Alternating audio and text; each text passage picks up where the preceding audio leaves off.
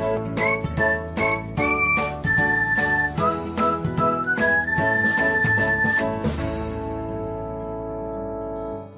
everyone, welcome back to another episode of Technologyglance. Today, in this video, I'm going to guide you through how you can enable Save to Gallery on BIP. So, let's get started. Firstly, open BIP app in your device.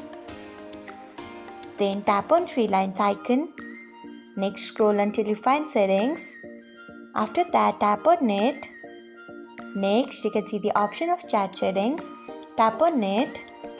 After that, tap on Save to Gallery. Then you can see the option of always. Tap on it. So, this is how you can enable Save to Gallery on BIP.